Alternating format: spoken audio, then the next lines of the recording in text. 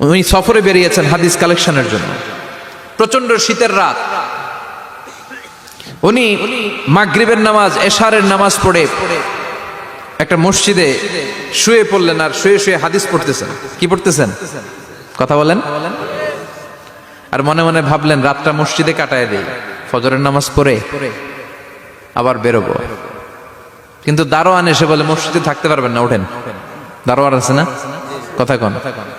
আহমদ ইবনে হাম্বল বললেন আমি শুধু রাতটা থাকতে চাই, আমি তো ফজরেরও মুসল্লি, ফজর নামাজ পড়বো তো এই মসজিদে, আমার থাকতে দাও। দারোয়ান তো দেয় না, কেন? মসজিদে থাকার জায়গা না, জান মিয়া। উনি যে আহমদ ইবনে হাম্বল এটা চিনে নাই, থাকতে দেয় না। কি করবে এখন? উনি কাঁথা গুছিয়ে হাদিসের কিতাব নিয়ে কাঁধের মধ্যে ব্যাগ নিয়ে মসজিদ থেকে বেরোয় গেলেন। কি আর করবেন, প্রচন্ড শীত, আর কাঁপতেছেন, বুড়ো মানুষ। পথিমধ্যে দেখলেন বাজার। বাজার একজন খাব্বাজ, শাবুন খাব্বাজ, যুবক রুটি বিক্রেতা। সে রুটি বিক্রি করে, চুলার মধ্যে রুটি সেকে। সে যে সালাম দিল আসসালামু আলাইকুম, যুবক বলে ওয়ালাইকুম আসসালাম। আহমদ ইবনে হাম্বল বলে যুবক আমার যাওয়ার জায়গা নেই, সফরে বেরিয়েছি, খুব শীতে কষ্ট পাচ্ছি, রাতে যদি তোমার এই চুলা থেকে একটু আগুন পোহাই কোনো সমস্যা? যুবক বলে না না সমস্যা না, আহলান ওয়া সাহলান, খোশ আমদেদ, আসেন আসেন, আপনি আগুন পোহাইলে আমার সমস্যা কি? সুবহানাল্লাহ পড়েন। আল্লাহ শুকরিয়া করে উনি বসলেন আর আগুন পোহাচ্ছেন। আর খেয়াল করলেন যুবক রুটি বানায় আর পরে আস্তাগফিরুল্লাহ, রুটির দলা বানায় পরে আস্তাগফিরুল্লাহ, খামির বানায় আর পরে আস্তাগফিরুল্লাহ, রুটি নিয়ে উনুনের ভিতরে চুলার ভিতরে সেকা দেয় আর পরে আস্তাগফিরুল্লাহ। দোকানদারের কাছে কেউ আসলেই সে রুটি দেয় আর পরে আস্তাগফিরুল্লাহ। ক্রেতার কাছ থেকে টাকা নিয়ে ক্যাশ বক্সে রাখে আর কি পড়ে, আবার রুটি বানানো শুরু করে আর কি পড়ে, খালি এইটাই পড়তেছে। ইমাম আহমদ ইবনে হাম্বল তো অবাক, কিরে এটা আবার কেমন যুবক, খালি আস্তাগফিরুল্লাহ। উনি প্রশ্ন করলেন যুবক ঘটনা কি? আসার পর থেকেই তোমার দেখতেছি তুমি রুটি বানাও, রুটি বিক্রি করো আর পড়ো আস্তাগফিরুল্লাহ, মালাকা ইয়া শাবাব। যুবক বলে আস্তাগফিরুল্লাহ আমার সবচেয়ে বেশি পছন্দের আমল, আমি সব সময় আঠার মতো ইস্তেগফারের সাথে লেগে থাকি আর সব সময় পড়তে থাকি আস্তাগফিরুল্লাহ, আর এর বদৌলতে আল্লাহ আমারে মুস্তাজাবুদ দাওয়া বানিয়ে দিয়েছে। আহমদ ইবনে হাম্বল তো অবাক, আনতা মুস্তাজাবুদ দাওয়া, তুমি মুস্তাজাবুদ দাওয়া, রুটিওয়ালা। আমি এত বছর হাদিস পড়াই, আমিও তো মুস্তাজাবুদ দাওয়া না, আর তুমি রুটি বেচো বাজারে, তুমি মুস্তাজাবুদ দাওয়া, তুমি দোয়া করলেই সব কবুল হয়ে যায়। যুবক বলে নাম আনা মুস্তাজাবুদ দাওয়া, আমি আমার জীবনে যত দোয়া করেছি কবুল করে নিয়েছে কে? সব দোয়া কবুল করে নিয়েছে আল্লাহ, একটা দোয়া ছাড়া। কয়টা? আহমদ ইবনে হাম্বলের কৌতূহল, কিউরিসিটি আরো বেড়ে গেল। কি? সব দোয়া কবুল হয়েছে একটা দোয়া ছাড়া। মাযালিকা দোয়া ইয়া শাব, কি সেই দোয়া? যুবক এবার বলতে শুরু করলো আমার জীবনে যে দোয়াটা আল্লাহ কবুল করে নাই সেটা হচ্ছে আমি আল্লাহর কাছে অনেক চেয়েছি, অনেক দোয়া করেছি যে আল্লাহ শুনেছি এই জামানার সবচেয়ে বড় মুহাদ্দিস, তার নাম নাকি ইমাম আহমদ ইবনে হাম্বল। আল্লাহ তোমার কাছে আমার চাওয়া আমি যেন এই ইমাম আহমদ ইবনে হাম্বলের দেখে মরতে পারি, আমি যেন ইমাম আহমদ ইবনে হাম্বলের হাতে হাত রেখে মুসাফা করতে পারি আর তার কপালে একটা চুমু এঁকে দিতে পারি। আহমদ ইবনে হাম্বল আবেগপ্রবণ হয়ে গেলেন, চোখের পানি ছেড়ে দিলেন, বললেন যুবক তোমার এই দোয়াটাও কবুল হয়ে গিয়েছে। আহমদ ইবনে হাম্বলের দেখা আর সাক্ষাৎ পাওয়ার জন্য আহমদ ইবনে হাম্বলের বাড়িতে তোমার যাওয়ার দরকার নাই, আহমদ ইবনে হাম্বল তোমার দরবারে ছুটে এসেছে। আনা আহমদ ইবনে হাম্বল মুহাদ্দিসুদ দাহর, আমি নিজেই আহমদ ইবনে হাম্বল। যুবক চোখের পানি ছেড়ে দেয়, আহমদ ইবনে হাম্বল চোখের পানি ছেড়ে দেয়। যুবক চিৎকার মেরে ইমাম আহমদ ইবনে হাম্বলকে জড়িয়ে ধরে, হাতে হাত রেখে মুসাফা করে, কপালের মধ্যে চুমু খায় আর আল্লাহর শুকরিয়া করে বলে ও ইমাম, আসলে এই দোয়াটাও আল্লাহ আজকে কবুল করে নিল। বিশ্বাস হয়? সবসময় ইস্তেগফার করলে আপনার দোয়াগুলোর এইভাবে কবুল করে নিবে কে? এই পাঁচটা জিনিস পাবেন সবসময় যদি ইস্তেগফারের সাথে লেগে থাকেন। রাজি আছেন তো? এই জন্য বিশ্বনবী সব সময় নামাজে সালাম ফিরানোর পরে পড়তেন আস্তাগফিরুল্লাহ। কি পড়তেন? তিনবার পড়তেন আস্তাগফিরুল্লাহ, আস্তাগফিরুল্লাহ, আস্তাগফিরুল্লাহ। পড়তে রাজি আছেন? ইস্তেগফারের অনেকগুলো আলফাজ আছে, সবচেয়ে ছোট ইস্তেগফার হচ্ছে এটা আস্তাগফিরুল্লাহ, আস্তাগফিরুল্লাহ। আরো আছে আস্তাগফিরুল্লাহ আল্লাযী লা ইলাহা ইল্লা হুয়াল হাইয়ুল কাইয়্যুম আতুবু ইলাইহি। বিষ্ণু বলেন এই ইস্তেগফারটা যদি কেউ পড়ে, আত-তাওয়াল্লি মিন ইয়াউমিজ যাহাফ, যুদ্ধের ময়দান থেকে পালিয়ে আসা কবিরা গুনাহ। কি গুনাহ? কাফেরদের সাথে যুদ্ধ, আমি তাগড়া যুবক, তলোয়ার নিয়ে নেমেছি, আমার দেহের এক ফোঁটা রক্ত থাকা পর্যন্ত আমি যুদ্ধ চালিয়ে যাব, আমি ফিরে আসতে পারবো না, আইনটা কার? ফিরে আসলে কবিরা গুনাহ। বিশ্বনবী বলেন যুদ্ধের ময়দান থেকে ফিরে এসেছে এরকম কবিরা গুনাহ অবলম্বনকারীও যদি আস্তাগফিরুল্লাহ আল্লাযী লা ইলাহা ইল্লা হুয়াল হাইয়ুল কাইয়্যুম ওয়া আতুবু ইলাইহি পড়ে, ওই কবিরা গুনাহকারীকেও ক্ষমা করে দিবে কে? পড়তে রাজি আছেন তো? আবার সাইয়েদনা আবু বকর বললেন, ইয়া রাসূলুল্লাহ আল্লিমনি দুআআন আদউ বিহি ফি সালাতি, এমন দোয়া আপনি আমারে শিক্ষা দেন যেই দোয়াটা আমি নামাজে পড়তে পারি। বিশ্বনবী বললেন, পড়ো আল্লাহুম্মা ইন্নী যালামতু নাফসি যুলমান কাসীরা ওয়া লা ইয়াগফিরুয যুনুবা ইল্লা আনতা ফাগফিরলি মাগফিরাতাম মিন ইনদিক ইন্নাকা আনতাল গফুরুর রহিম। সুবহানাল্লাহ পড়েন। এটাও ইস্তেগফার। আমরা এটার বলে দোয়া মাসুরা, সালাম ফেরানোর আগে পড়ি না? যেখানেই ক্ষমা চাওয়ার কথা আছে ওইটারই কি বলে? ইস্তেগফার। আল্লাহুম্মা ইন্নী যালামতু নাফসি, আল্লাহ জুলুম করেছি, যুলমান কাসীরা, অনেক জুলুম, ওয়ালা ইয়াগফিরুয যুনুবা ইল্লা আনতা, তুমি ছাড়া এই গুনাহ ক্ষমা করার তো কেউ নাই, ফাগফিরলি মাগফিরাতাম মিন ইনদিক, তোমার দয়ায় আমারে ক্ষমা করে দাও, ইন্নাকা আনতাল গফুরুর রহিম, তুমি হলা ক্ষমাশীল। ঠিক কি না? এটাও ইস্তেগফার, এটাও পড়বেন। আর এই সব ইস্তেগফারের শ্রেষ্ঠ ইস্তেগফারের নাম সাইয়্যিদুল ইস্তেগফার। যত ইস্তেগফার হতে পারে এর মধ্যে সবচেয়ে শ্রেষ্ঠতম ইস্তেগফার নাম কি? কথা কন। বুখারীর বর্ণনা, শাদ্দাদ ইবনে আউস রাদিয়াল্লাহু তাআলা আনহু বর্ণনা করেন, এই সাইয়্যিদুল ইস্তেগফার দিনের বেলা যে পড়বে ওই দিনে মারা গেলে সে জান্নাতি। এই সাইয়্যিদুল ইস্তেগফার রাতের বেলা যে পড়বে ওই রাতে যদি ইন্তেকাল হয় ওই লোকটা জান্নাতি। মুখস্থ আছে না? কার কার মুখস্থ হাত তুলেন। মাশাআল্লাহ, তাবারাকাল্লাহ, মাশাআল্লাহ, মাশাআল্লাহ। আর যাদের নাই তাদের হোমওয়ার্ক, তাদের আল্লাহুম্মা আনতা রাব্বি লা ইলাহা ইল্লা আনতা খালাকতানি ওয়া আনা আবদুক ওয়া আনা আলা আহদিকা ওয়া ওয়া'দিকা মাস্তাতা'তু আউযু বিকা মিন শাররি মা সানা'তু আবুউ লাকা বিনি'মাতিকা আলাইয়া ওয়া আবুউ লাকা বিযামবি ফাগফিরলি ফাইন্নাহু লা ইয়াগফিরুয যুনুবা ইল্লা আনতা। সুবহানাল্লাহ পড়েন। আজকে রাতে পড়ছেন, মারা গেলে জান্নাতি। চিল্লায় পড়েন না আল্লাহু আকবার। এজন্য বিশ্বনবী বলেন আমার আগের গুনাহ মাফ, পরের গুনাহ মাফ, তারপরেও প্রতিদিন আমি 70 বার তওবা ইস্তেগফার পড়ি। আজকে থেকে পড়তে রাজি আছেন তো? বেশি বেশি ইস্তেগফার পড়া যাবে না? একটু প্রাণ খুলে দিল খুলে আওয়াজ করে পড়েন তো আস্তাগফিরুল্লাহ। আর জোরে পড়েন আস্তাগফিরুল্লাহ। আবার সবাই পড়েন আস্তাগফিরুল্লাহ। সব সময় তওবা ইস্তেগফার যারা পড়ে তাদেরকে পছন্দ করে কে? সব সময় জিকির করে করে জিহ্বাটারে যারা ভিজিয়ে রাখে তাদেরকেও পছন্দ করে কে? আল্লাহ বলেন ওয়াজকুর রাব্বাকা ফি নাফসিকা তাদাররুআন ওয়া খীফাতান ওয়া দুনাল জাহরি মিনাল কওলি বিল গুদুবি ওয়াল আসাল ওয়া লা তাকুম মিনাল গাফিলিন। সুবহানাল্লাহ পড়েন। আল্লাহ বলেন ওয়াজকুর রাব্বাকা ফি নাফসিক, আল্লাহরে মনে মনে ডাকো, তাদাররুআন ওয়া খীফা, আল্লাহর জিকির করতে আল্লাহ বলেছেন ফি নাফসিক। বুঝতেছেন না অর্থ? ফি নাফসিকা, মনে মনে আল্লাহর জিকিরটা করো। তাদাররুআন ওয়া খীফা, তাদাররুআন মানে বিনয়ের সাথে, with full of humility, submission and humbleness, বিনয়ের সাথে আল্লাহরে ডাকো। ওয়া খীফা, গোপনে গোপনে ডাকো। দুনাল জাহারি মিনাল কওল, চিৎকার চেঁচামেচি করে ডেকো না। কার কথা? আওয়াজ করে জিকির করো না। এই যে আমরা মাহফিলে লা ইলাহা ইল্লাল্লাহর জিকির করে, এটা তালিমান। উদ্দেশ্য কি? তালিমের জন্য আওয়াজ করে জিকির জায়েজ আছে, কিন্তু ব্যক্তিগত জিকিরের যে ইবাদতটা এটা আস্তে আস্তে হইতে হবে, এটা ভদ্রভাবে হতে হবে, চিল্লাচিল্লি করে নয়। আবার তালিমের জিকির ওইটাও ভদ্রভাবে। ইন্নাল্লাহা জামিল ইউহিব্বুল জামাল, আমার আল্লাহ সুন্দর, আমার আল্লাহর জিকিরের মধ্যেও সৌন্দর্য আছে না নাই? কিন্তু এদেশে জিকিরের ভেতরে লাফালাফি আছে না নাই? বেশি না কম? কি বসেন বসেন, হ্যাঁ বসে যান তো, অনেক ধরনের আছে জিকির। হ্যাঁ বসেন বসেন, বসে যান।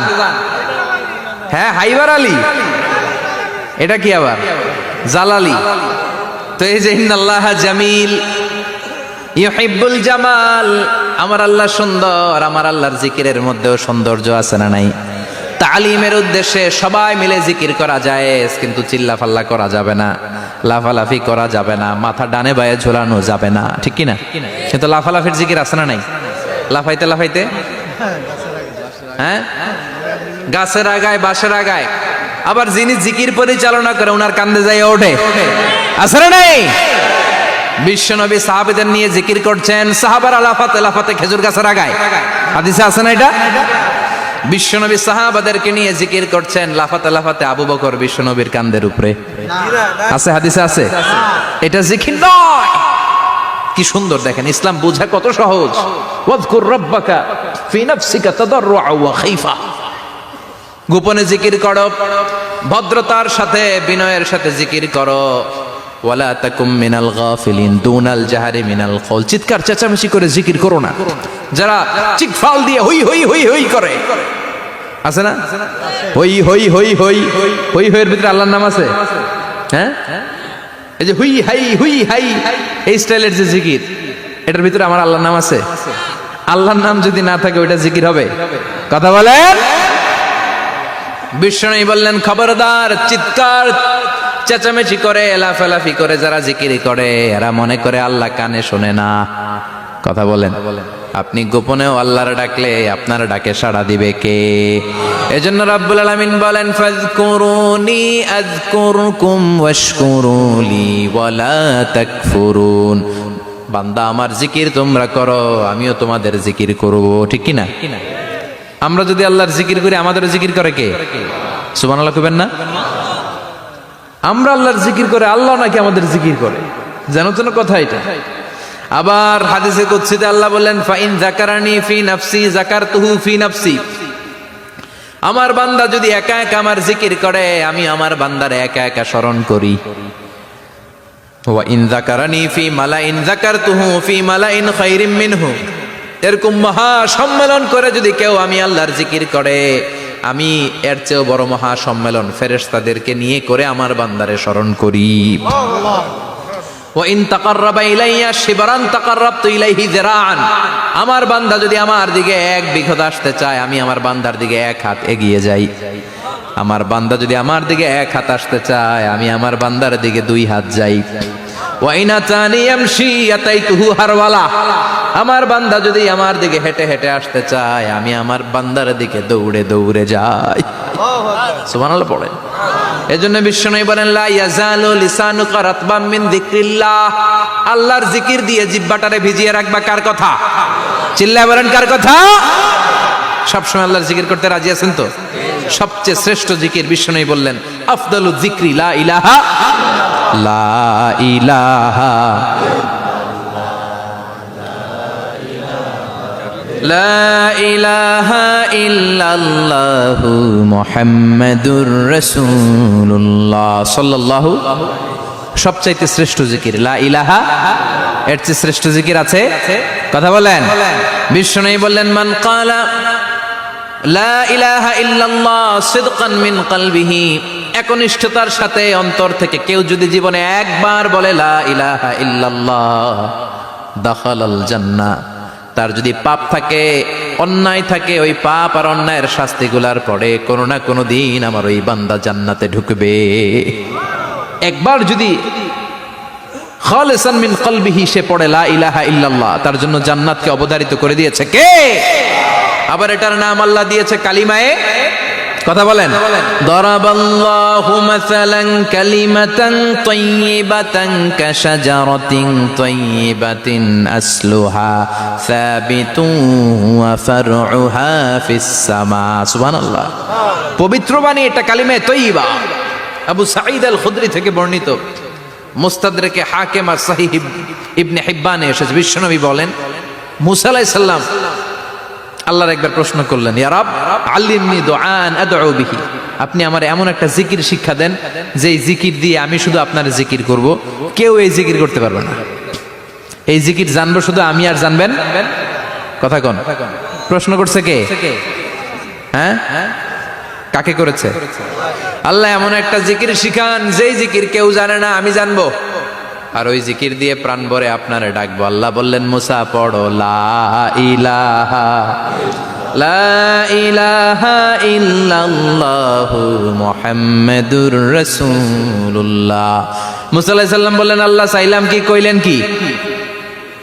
লা ইলাহা তো জাতীয় জিকির, এটা তো আন্তর্জাতিক জিকির, এটা জানে না এমন কেউ নাই। এমনকি হিন্দু ভাইরাও জানে, কথা কন।